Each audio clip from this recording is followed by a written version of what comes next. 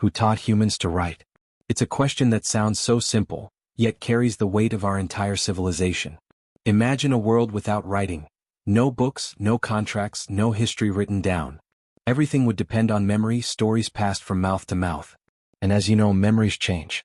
Stories get twisted. Without writing, truth would vanish like smoke. But one day something extraordinary happened. Humans invented writing. And this invention didn't just record our words. It changed the way we think, the way we live, and the way we understand the world. Let's go back thousands of years to the very beginning. Before humans wrote on paper, before ink, before alphabets. Writing was born in the dirt and clay of ancient Mesopotamia, the land we call Iraq today. Farmers, traders, and rulers of the first great cities faced a big problem. Numbers? They needed to count grain, measure land, and keep track of who owed what. But numbers and words spoken aloud could be forgotten. So they carved little marks into clay tablets. These marks, called cuneiform, looked like tiny wedges pressed into wet clay. At first they weren't words at all, just pictures and symbols standing for things like cattle, jars of oil, or bushels of wheat. Imagine a drawing of a sheep meaning one sheep. But humans are clever. Slowly those pictures stopped being just about sheep or oil. They began to stand for sounds. A symbol could mean a sound, and sounds could form words. This was the first giant leap. Pictures became language frozen in time. Here's an amazing fact. The earliest known piece of writing we have is not a story or a poem, but a receipt. A record of beer. Yes, thousands of years ago, someone in Mesopotamia pressed into clay that they had delivered 29,086 measures of barley.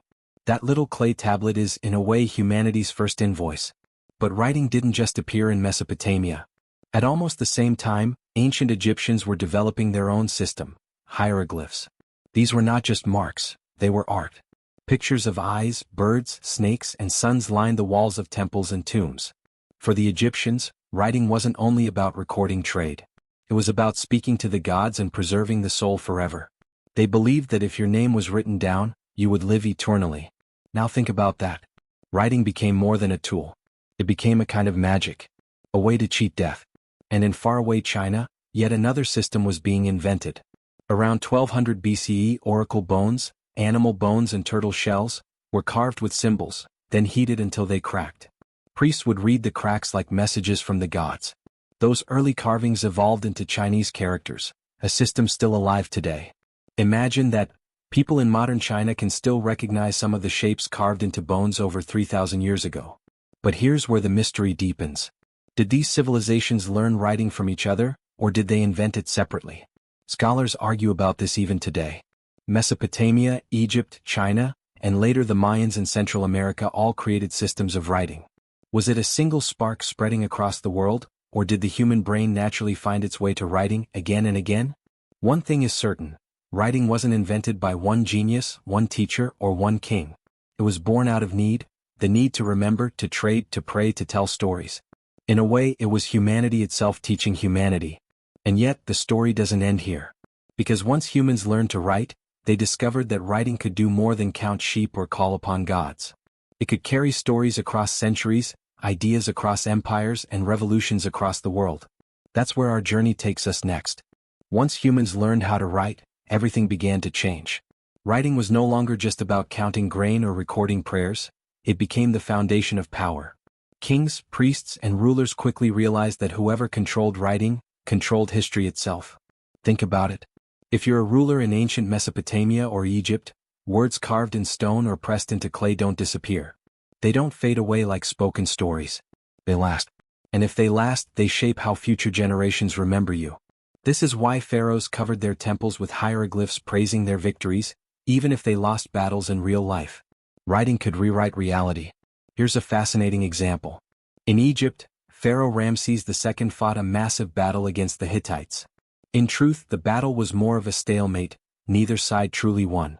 But when you walk into Egyptian temples, the walls shout a different story. Ramses the Great, the mighty conqueror, triumphant in war. Thousands of years later, we're still reading his version. Writing gave rulers the power to shape memory itself. But writing wasn't just for kings. It became the key to unlocking knowledge. In Mesopotamia, clay tablets weren't only filled with trade records, they held the earliest known literature. The most famous of them all is the Epic of Gilgamesh, written around 2000 BCE. It tells the story of a legendary king's search for immortality, his friendship, and his struggles with death. In those lines of cuneiform, we see something extraordinary: humanity realizing that words could capture emotions, ideas, and philosophy, not just numbers. Now here's a little-known fact. The Epic of Gilgamesh was lost for centuries, buried under the sands of Iraq. It wasn't rediscovered until the 19th century. And when it was translated, scholars noticed something shocking. Parts of it were almost identical to the biblical story of Noah's flood. Could it be that the story of the Great Flood passed through writing from Mesopotamia into the Bible? Writing is like a river. Once it begins flowing, it carries stories across cultures and across time. Meanwhile, in China, writing also expanded beyond religious rituals. By the time of the Zhou dynasty, Chinese characters were being used to record history, law, and philosophy. This system became so important that being able to read and write was considered a mark of power. For centuries, China's ruling class relied on scholars who mastered the art of calligraphy and memorized thousands of characters. Writing was not just communication, it was a passport to status. And in the Americas, long before Europeans arrived, the Maya developed their own complex writing system. They carved glyphs into stone monuments and painted them in vibrant colors on books made of bark paper. These writings told of kings, gods, astronomy, and time.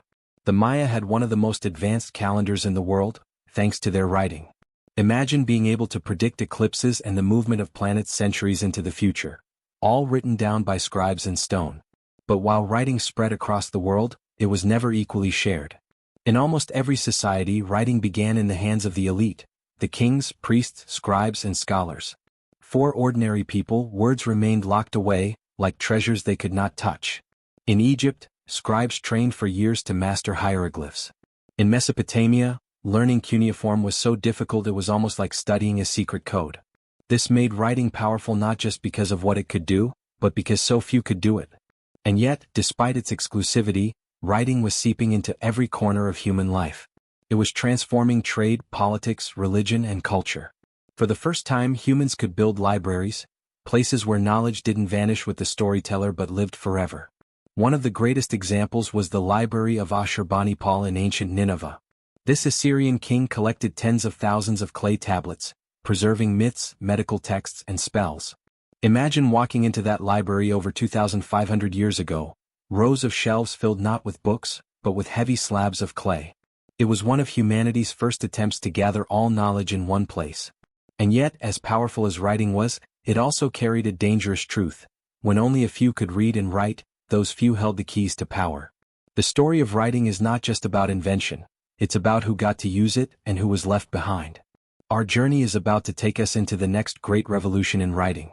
A shift so massive, it would finally break writing out of the hands of the few and place it into the hands of many. For thousands of years, writing was powerful but painfully complex. Cuneiform required hundreds of signs. Hieroglyphs combined thousands of symbols. Chinese characters, even in their earliest form, demanded years of study. Only scribes, priests, and the elite had the time to master these systems. For most people, reading and writing felt like magic, something out of reach. But then came one of the most revolutionary ideas in human history, the alphabet. Instead of using hundreds or thousands of signs, what if writing could be reduced to a small set of symbols, each representing a sound? With just a few dozen marks, you could write any word, any sentence, any idea. This breakthrough first appeared with the Phoenicians, a trading people who lived along the Mediterranean coast, in what is now Lebanon and parts of Syria and Israel. Around 1200 BCE, they invented a system of writing that used about 22 simple symbols. Each symbol represented a sound, not a whole word or idea. Suddenly, writing wasn't limited to professional scribes. A merchant, a sailor, or even a soldier could learn it quickly. Here's a fascinating fact: the Phoenician alphabet didn't have vowels. It only used consonants. So if they wanted to write the word ship, it might appear as shop. The reader had to fill in the missing sounds. But even with this limitation, the system spread like wildfire.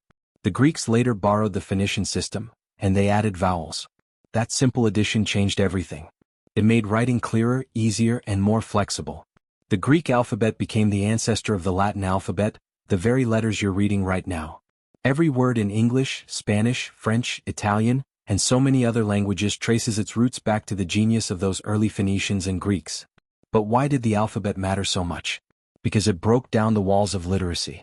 No longer did people need to memorize thousands of complex symbols. With just 24 letters, anyone could learn to read and write.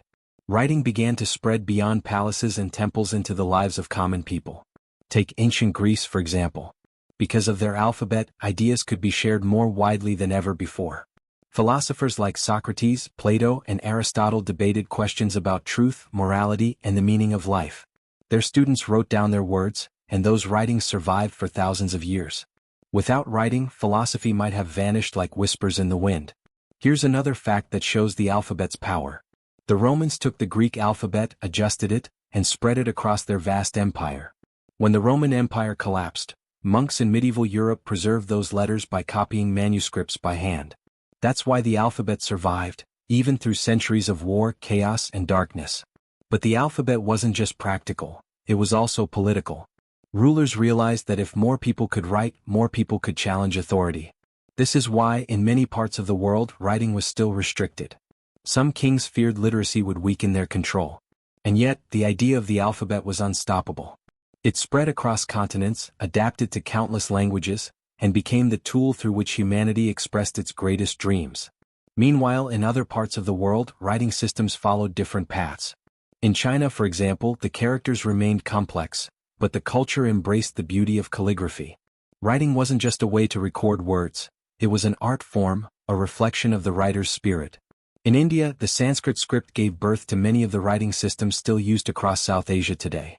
Everywhere, writing was shaping identity, religion, and culture. The Hebrew alphabet became the foundation of Jewish texts like the Torah. The Arabic script would later carry the words of the Quran across the Islamic world, spreading ideas from Spain to Indonesia. In each case, writing was not only communication, it was the vessel of faith, the keeper of stories, the guardian of memory. But something was still missing. For all its brilliance, writing was still limited.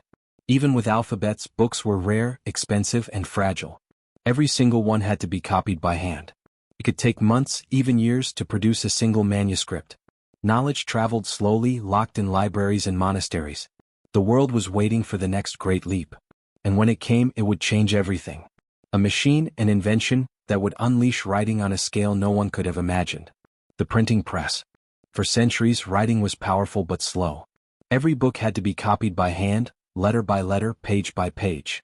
Imagine the patience, the long hours, the aching hands of monks and scribes hunched over their desks, dipping quills into ink and carefully scratching words onto parchment. Books were treasures. Some were so valuable they were chained to library shelves so no one could steal them. Knowledge was precious, but it was also imprisoned. Then, in the 15th century, a German goldsmith named Johannes Gutenberg changed the world forever. His invention was the printing press. With movable metal type, he could arrange letters, press ink onto paper, and produce multiple copies of the same page. Suddenly, books weren't rare jewels anymore. They could be multiplied, spread, and owned by ordinary people. Here's an incredible fact.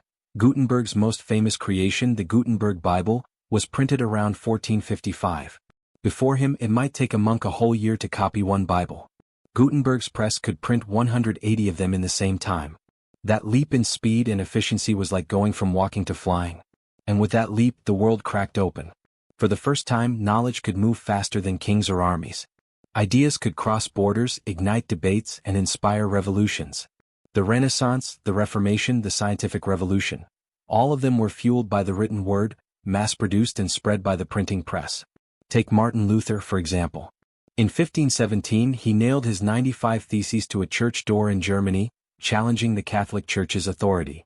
Normally, this would have been a local event remembered by a few. But thanks to the printing press, Luther's words were copied, printed, and spread across Europe in weeks. His protest set fire to history. Without printing, the Reformation might have been just a whisper. With printing, it became a roar. And it wasn't just religion. Science, too, was transformed. Galileo's discoveries, Copernicus's theory that the Earth revolves around the Sun, Newton's laws of motion. All of these ideas could be written, printed, and distributed to scholars across Europe. Knowledge was no longer confined to secret circles. It belonged to anyone who could read. Here's another fascinating fact. The printing press didn't just spread knowledge, it created entire industries. Publishers, printers, bookshops, and eventually newspapers were born. By the 17th century, coffee houses in London were filled with people reading pamphlets and newspapers hot off the press. These spaces became known as penny universities, where for the price of a cup of coffee, anyone could learn the latest news, science, or philosophy. But the printing press also created chaos. Governments and rulers feared its power. Books that challenged authority were banned or burned. Writers were jailed or executed for their words. Still, the tide could not be stopped. Once printing had begun, censorship could never fully contain it. The pen was no longer just mightier than the sword, it was multiplied 1,000 times over. By the 18th century, printing presses were humming in cities across the world. Ideas about freedom, democracy, and human rights spread faster than ever before. When Thomas Paine wrote Common Sense, urging the American colonies to break from Britain, his pamphlet sold over 100,000 copies in just a few months. That would be like a book today selling millions overnight. Words weren't just stories anymore, they were sparks capable of igniting revolutions. And yet, even as the printing press changed the world, it was only the beginning. Because writing itself was evolving again. From clay tablets to parchment, from parchment to printed pages, the journey was far from over. Humanity was heading toward an even faster, more connected future. Soon, writing would leap off the page and travel through wires, signals, and eventually screens. A future where words would move at the speed of light. The age of print had changed the world. But the age of digital writing was waiting just over the horizon. The invention of the printing press unleashed writing into the world. But even that was just the beginning. Humanity wasn't done. We wanted words to move faster, reach farther, and connect more people than ever before. By the 19th century, new machines arrived. The typewriter made writing quicker, neater, and more professional. For the first time, businesses, newspapers, and even households could produce letters and documents without messy handwriting. And with the telegraph, words could travel across continents almost instantly. Imagine that what once took weeks by ship could now arrive in minutes through a string of electric pulses. Here's a surprising fact. The very first telegraph message, sent in 1844 by Samuel Morse, read, "What hath God wrought?" 4 simple words that carried the weight of wonder. For the first time in history, writing had traveled faster than a human could move. Soon after, the telephone and radio began changing communication again. But the written word still held its ground. Newspapers and magazines shaped the opinions of millions. Novels carried readers into other worlds. Letters connected families across oceans. Writing had become not just a tool of kings and scholars, but a daily necessity of ordinary life. And then came the 20th century when writing went digital. Computers turned words into data, easy to store, easy to copy, easy to send. In the 1960s and 70s, scientists began linking computers together, creating the early seeds of the internet.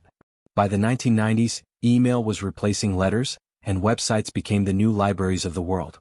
Here's another fascinating fact. The very first website ever created still exists online today. It was published in 1991 by Tim Berners-Lee, the inventor of the World Wide Web. Its purpose? To explain what the web was and how people could use it. That one page grew into billions of websites. A single spark of writing gave birth to the internet as we know it. And in the 21st century, writing became faster and more universal than ever. Text messages, tweets, posts, blogs, words now fly across the globe in seconds. A thought typed on a phone in one corner of the world can be read instantly in another. From ancient clay tablets to glowing screens, the journey of writing is the story of human connection.